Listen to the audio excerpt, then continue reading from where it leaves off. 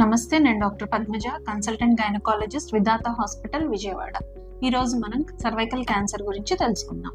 Cervical cancer అంటే గర్భసంచి ముఖద్వారానికి వచ్చే క్యాన్సర్. ఇది మన భారతదేశంలో రొమ్ము క్యాన్సర్ మొదటి స్థానంలో ఉంటే సర్వైకల్ క్యాన్సర్ రెండో స్థానంలో ఉంది. ఈ క్యాన్సర్కి హెచ్పివి అనే వైరస్ కారణం. హ్యూమన్ పాపిల్లోమా వైరస్ అనే సెక్షువల్లీ ట్రాన్స్మిటెడ్ డిసీజ్. ఇది 80% మహిళల్లో ఎలాంటి లక్షణాలు కనిపించవు. 20% మహిళల్లోనే క్యాన్సర్గా మారే అవకాశం ఉంటుంది. ఇది ఏ వయసులో వాళ్ళకి ఎక్కువగా వచ్చే అవకాశం ఉంటుంది. 35 నుంచి 55 మధ్యలో చూస్తూ ఉంటాం మహిళలకి.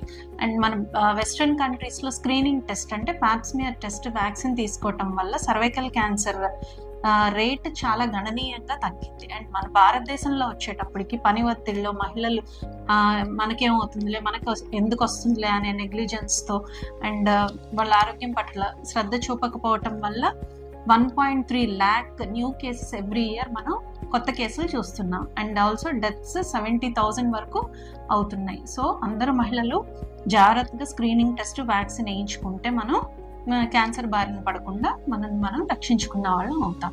ఇది జనరల్గా హై రిస్క్ క్రైటీరియా గ్రూప్ కింద కొంతమంది మహిళలు వస్తారు. వాళ్ళు ఎవరంటే లో సోషియో ఎకనామిక్ స్టేటస్, అంటే ఆర్థికంగా బాగా దిగువ ఉన్న వాళ్ళు, అండ్ ఆల్కహాల్, స్మోకింగ్, డ్రగ్స్ తీసుకునే వాళ్ళు, అన్హైజీనిక్గా ఉండేవాళ్ళు, అండ్ ఆల్సో ఓసీ పిల్స్, గర్భనిరోధక మాత్రలు 5 సంవత్సరాల కంటే ఎక్కువ వాడిన వాళ్ళు, అండ్ హెచ్ఐవి, ఎస్టీడీస్ అంటే సెక్షువల్లీ ట్రాన్స్మిటెడ్ సుఖవ్యాధులు అంటారు కదా, అట్లాంటివి ఉన్న వాళ్ళు, ఇమ్యూనిటీ తక్కువగా ఉన్న వాళ్ళల్లో ఇలాంటివి ఎక్కువగా.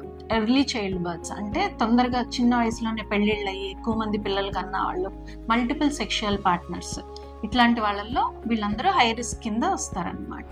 అండ్ ఇలాంటి వాళ్ళు ఏ లక్షణాలతో వస్తారు అంటే పెల్విక్ పెయిన్, అంటే కటి భాగంలో పెయిన్తో వస్తారు. అండ్ ఆల్సో కలిసిన తర్వాత బాగా పెయిన్ రావటం కానీ, కలయికలో పెయిన్ రావటం కానీ, కలిసిన తర్వాత బ్లీడింగ్ అవటం కానీ, మెనోపాజ్ తర్వాత అంటే బయటలు పోయిన తర్వాత కూడా మళ్ళీ బ్లీడింగ్ అవటం, వైట్ డిశ్చార్జ్, అది బాగా ఫౌల్ స్మెల్, దుర్వాసన రావటం కానీ, ఇర్రెగ్యులర్ పీరియడ్స్ అనమాట, నెలసరి మధ్యలో కూడా బ్లీడింగ్ అవ్వటం అండ్ ఎక్కువ బ్లీడింగ్ అవ్వటం, ఇట్లాంటి సిమ్టమ్స్తో వస్తూ ఉంటారు. అండ్ జనరల్గా ఉండే క్యాన్సర్ల సిమ్టమ్స్ లాంటివి అంటే ఆకలి తగ్గిపోవటము, బరువు తగ్గిపోవటము, నీరసం రావటము, యూరిన్ ప్రాబ్లమ్స్, మోషన్ ప్రాబ్లమ్స్, ఇట్లాంటి వాటితో ప్రెజెంట్ అవుతూ ఉంటారు. సో దీనికి మనం డయాగ్నోస్టిక్ టెస్ట్లు ఏంటి అనేది ముందు స్క్రీనింగ్ టెస్ట్ పాప్స్మియర్ చెప్పాం కదా, అది కాకుండా కన్ఫర్మేటరీ టెస్ట్ అనేవి కొన్ని ఉంటాయి. Cone biopsy, punch biopsy, colposcopy, ఇలాంటి టెస్టుల ద్వారా మనం కన్ఫర్మ్ చేసుకోవాలి. అదర్ టెస్ట్లు కూడా ఉంటాయి, రొటీన్ టెస్ట్లు, బ్లడ్ శాతం ఎంత ఉంది అనేది తెలుసుకోవడానికి CBP, urine analysis, liver functioning ఎట్లా ఉంది, కిడ్నీ ఫంక్షనింగ్ ఎట్లా ఉంది, x-ray, ECG, and also ultrasound, abdomen, అవసరమైతే ఎంఆర్ఐ, ఇలాంటి టెస్ట్లన్నీ చేసుకోవాల్సి ఉంటుంది. అండ్ టెస్ట్ల తర్వాత ట్రీట్మెంట్ మనం ఏ స్టేజ్ బట్టి అనేది మనం డిసైడ్ చేసుకుంటాం. ప్రీ క్యాన్సరస్ అంటే క్యాన్సర్కి ముందు స్టేజ్లో అనుకోండి, యూట్రస్ తీయాల్సిన అవసరం ఉండకపోవచ్చు. సో అలాంటి యూట్రస్ ప్రిజర్వ్ చేసే పద్ధతులు కొన్ని ఉంటాయి. లేజర్ కోనైజేషన్, క్రయో, లీప్, ఇలాంటి ఫల్గురేషన్, ఇలాంటి పద్ధతులతో మనం యూట్రస్ తీయకుండా ట్రీట్మెంట్ ఇవ్వచ్చు. అదే క్యాన్సర్ అయితే స్టేజింగ్ బట్టి మనం ట్రీట్మెంట్ ఇవ్వాల్సి వస్తుంది. ఫస్ట్ స్టేజ్ అట్లా అనుకోండి, మనం టోటల్ హిస్టెక్టమీ చేస్తాము, అంటే యూట్రస్తో పాటు సర్విక్స్ అండ్ ట్యూబ్స్, ఓవరీస్ అన్నీ కూడా రిమూవ్ చేస్తాం, టోటల్ హిస్టెక్టమీ చేసుకుంటాము.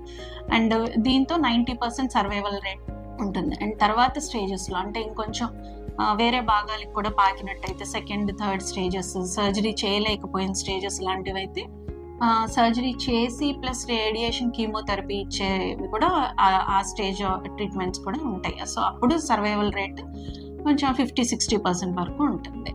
అండ్ లాస్ట్ స్టేజ్ అంటే మొత్తం దూరంగా డిస్టెంట్ ఆర్గానిక్స్ కూడా పాకిపోయినట్టయితే క్యాన్సర్, అప్పుడు మనం ఓన్లీ పాలియేటివ్ ట్రీట్మెంట్, ఆ పెయిన్కి, ఆ సిమ్టమ్స్ రిలీవ్ చేయడానికి మాత్రమే ట్రీట్మెంట్ ఇస్తాం. సో అది సర్వైవల్ రేట్ చాలా తక్కువగా 20-30% వరకు మాత్రమే ఉంటుంది.